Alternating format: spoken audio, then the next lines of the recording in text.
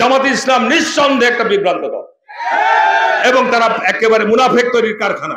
গোলাম আজম 1986 সালে যখন আমরা আন্দোলন করছি, আওয়ামী লীগ, বিএনপি, জামাত, গোলাম আজম নিজে শাপলা চত্বরে মিটিং করে বলেছে এরশাদের অধীনে যারা যাবে তারা জাতীয় বেঈমান মুনাফিক। তো উনি দলের প্রধান এই বক্তৃতা দেওয়ার পরের দিনই শেখ হাসিনা এরশাদের সাথে টাকা খেয়ে আপনার চলে গেছে। পার্লামেন্টে যোগদান করেছিলাম, পার্লামেন্টে যোগদান, এটি আমার ইতিহাসে আমি বলবো আমার সেরা পার্লামেন্ট। তার কারণ তখন কথা বলার আমি ছাড়া কেউ ছিল না এবং সকল ইস্যু নিয়ে, জাতীয় এবং আন্তর্জাতিক এবং ধর্মীয় সকল ইস্যু নিয়ে পার্লামেন্টে আমি কথা বলার আমার সুযোগ তৈরি হয়েছিল আল্লাহর রহমতে, যার ফলশ্রুতিতে জাতীয় এবং আন্তর্জাতিক ভাবে আমাদের বাংলাদেশের মানুষ যে যেখানে বসবাস করে আমাকে এটাতে ব্যাপক পরিচিতি দান করেছিল। চাঁপাইনবাবগঞ্জে একটা বিভ্রান্তি ছড়িয়ে বেড়াচ্ছিল কতগুলো কুলাঙ্গার যে হারুনকে নমিনেশন দিবে না, হারুন নমিনেশন পাবে না, কিন্তু কালকে ঘোষণার মধ্য দিয়ে প্রমাণ হয়েছে যে তারেক রহমান যোগ্য ব্যক্তিদেরকে এই জেলায় নমিনেশন দিয়েছে।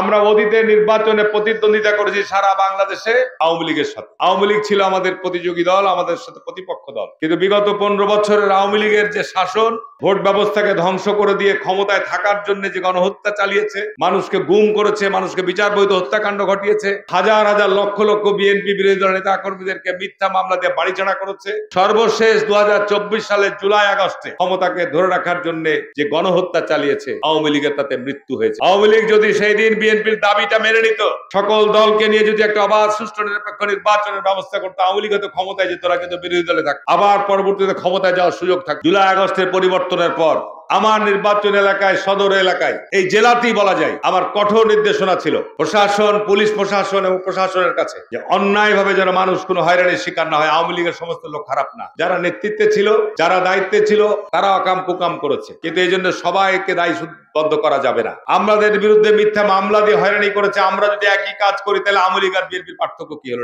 আগামী নির্বাচন গুরুত্বপূর্ণ নির্বাচন। জামাতে ইসলামকে নিয়ে এত চিন্তা ভাবনা করার প্রয়োজন আছে বলে আমি মনে করি না। একবার দুবার না, 5 বার নির্বাচন করেছেন, জামাতকে হারিয়েছি আমরা। গতবারও তো ভোট করেছে 18 সালে, হারিয়েছি না? তো আজকে জামাতের নেতারা বেসামাল কথাবার্তা বলছে। নুরুল ইসলাম বুলবুল এই ইউনিয়নে এসে বক্তৃতা দিয়ে গেছে যে জামাতে ইসলামকে চ্যালেঞ্জ করার মতো নাকি কেউ নাই। কি উদ্দেশ্যে বলেছে জানি না, রক কাটার জন্য না চাইনিজ কুড়াল চালানোর জন্য? রক কাটা চাইনিজ কুড়াল চালানোর প্রতিযোগিতা আমরা নামতে পারবো না, কিন্তু আমার তোমাকে চ্যালেঞ্জ করলাম, আগামী নির্বাচন তোমার সাথে চ্যালেঞ্জ হবেই তো ইনশাআল্লাহ মাঠে। সুতরাং কথা বলতে গেলে মাইপে ঝুঁকে বলতে হবে, জাতীয় নেতা সতর্ক হয়ে বলতে হবে কথা। জামাতের আলেম ওলামারা আজকে বেফাস কথাবার্তা বলে বেড়ায়, তাফসীর মাহফিলকে তারা আজকে রাজনৈতিক মঞ্চ বানিয়ে ফেলেছে।